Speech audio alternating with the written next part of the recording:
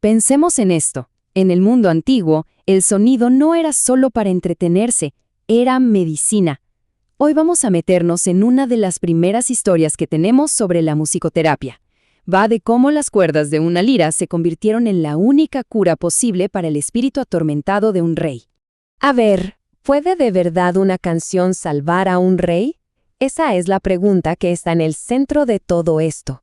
Una historia fascinante que nos transporta a una época donde la música, de verdad, tenía el poder de cambiar destinos. Así que viajamos al antiguo Israel.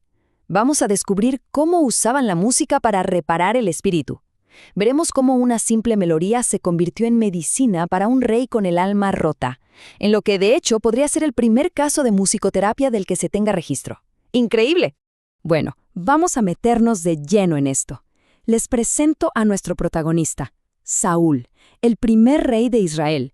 Y no es que fuera un mal tipo, pero sufría de algo muy misterioso, una melancolía profundísima, un tormento espiritual que de verdad lo estaba consumiendo por dentro. Imaginen la escena. El rey está desesperado. ¿Y su corte qué propone? No una poción, no un remedio físico, proponen música. El consejo fue clarísimo. Busquen a alguien que sepa tocar la lira, y con eso va a mejorar. Lo más loco de todo es la fe ciega que le tenían a la música para sanar algo que ellos veían como una enfermedad del espíritu. Y entonces aparece la solución al problema del rey, y viene en la forma de un joven pastor llamado David. Su fama no venía de ser un gran guerrero ni de tener mucho dinero, no, su fama venía de su increíble habilidad con la lira. Él era ese excelente músico que andaban buscando. Y el proceso era, asombrosamente directo. Primero, el tormento se apoderaba de Saúl. Entonces llamaban a David. Él llegaba, tomaba su lira y con la simple melodía que salía de sus manos, lograba que el rey se recuperara. La música ahí no era para pasar el rato, era un tratamiento, uno con un efecto inmediato y que se podía ver. Y esta es la pregunta del millón. ¿Por qué estaban tan seguros de que esto iba a funcionar? No era magia, o al menos no para ellos. Detrás de todo esto había una lógica muy profunda, que tenía que ver con su forma de entender el mundo, la salud y la enfermedad. Así que pasemos del ¿qué pasó? Al por qué creían que era posible.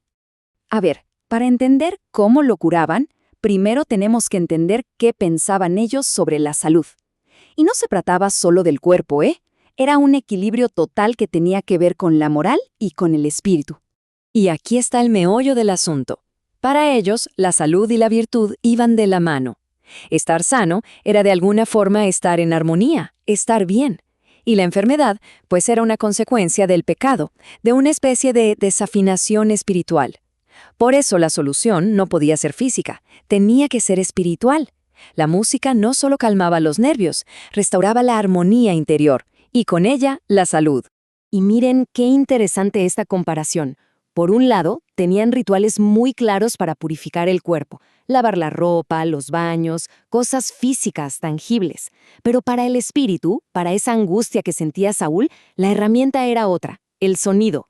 La música era literalmente un purificador para el alma. Ojo, un detalle súper importante. Casi siempre nos imaginamos a David con un arpa gigante, ¿verdad? Pues no.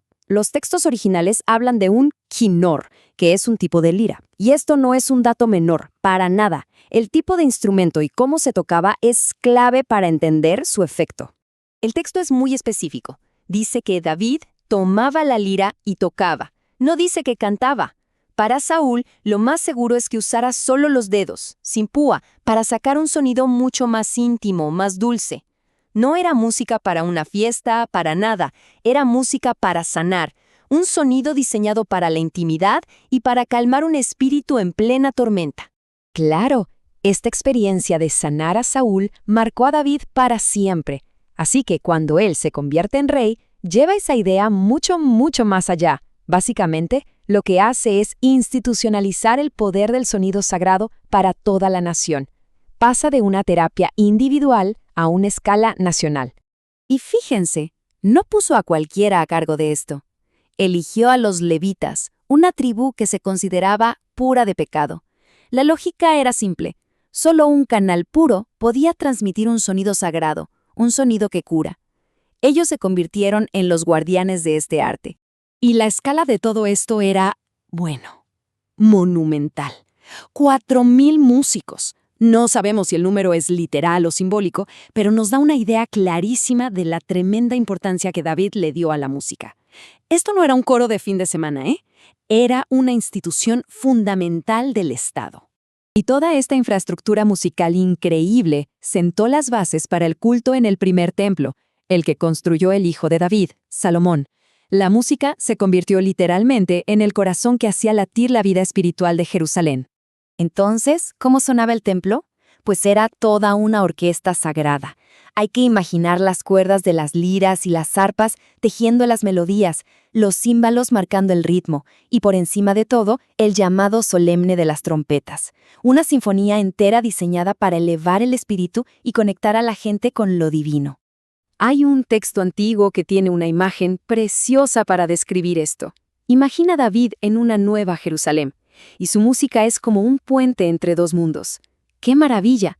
Su melodía no solo sanó a un rey, sino que se convirtió en el símbolo de esa conexión entre lo terrenal y lo celestial. Y al final, toda esta historia nos deja pensando, ¿no? Han pasado miles de años y seguimos acudiendo a la música para calmarnos, para animarnos, para sanar. Quizás, sin darnos cuenta, estamos accediendo a ese mismo poder ancestral que un día salvó a un rey.